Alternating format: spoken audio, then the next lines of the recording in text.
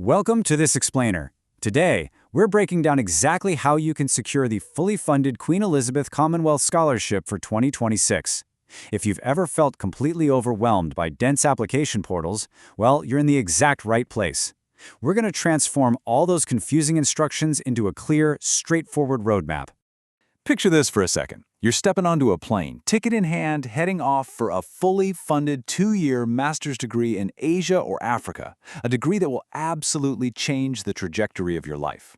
The QECS is this incredibly prestigious key designed to unlock massive opportunities for you. And honestly, the best part? The door is open right now. To keep things simple, we've chunked this whole process into 5 very manageable steps. 1. The QECS opportunity. 2. Eligibility and requirements.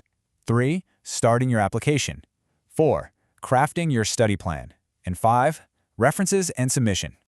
Okay, let's jump straight into Section 1, the QECS 2026 opportunity, and what you actually stand to gain. We are talking about a truly comprehensive package here. It covers literally everything.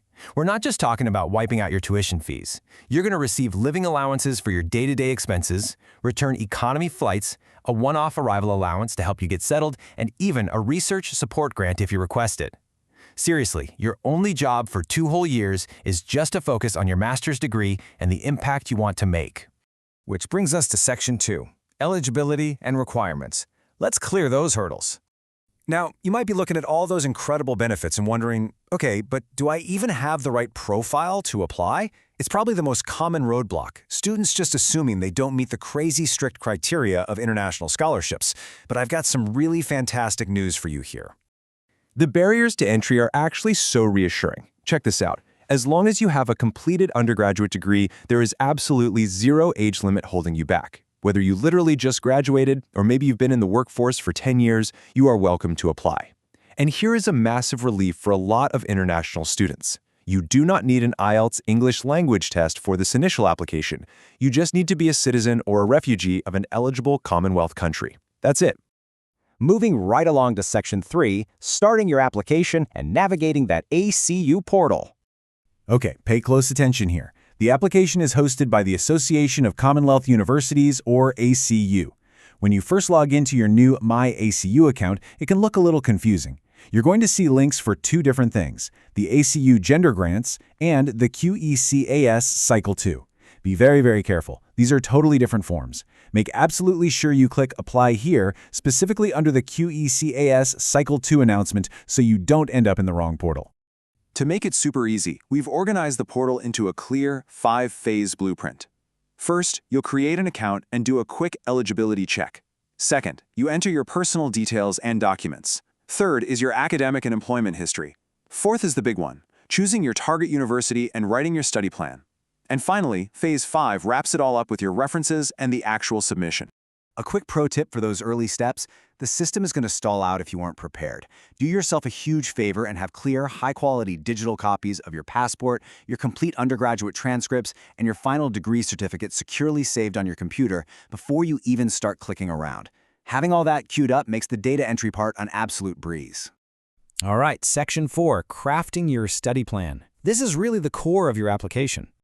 Listen, this scholarship isn't just about having perfect grades. It is entirely about purpose.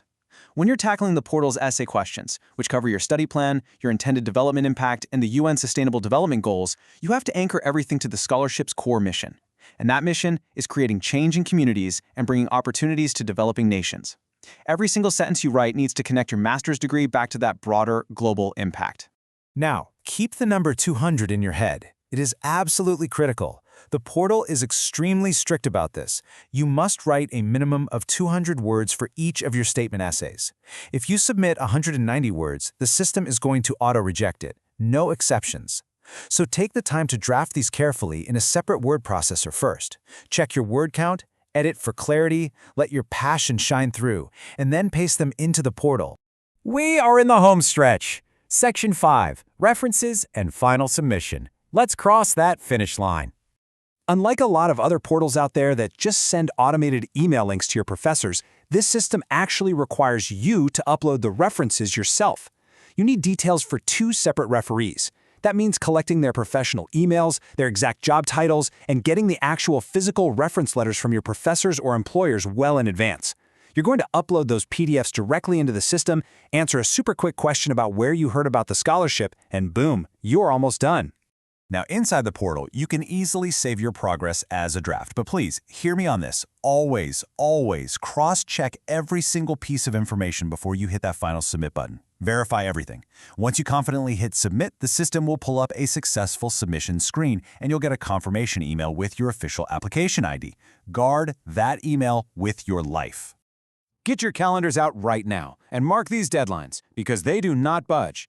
The application window strictly opens on April 9th, 2026, and it completely closes on June 9th, 2026. Yes, it's a 2-month window, but between writing those heavy essays and hunting down reference letters, you really need to start strategizing today. So, now that you've got the complete blueprint to navigate the portal and secure this incredible, fully funded opportunity, all the administrative hurdles are basically out of the way.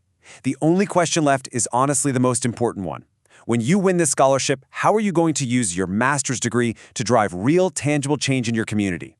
Think big, plan carefully, and go start that application.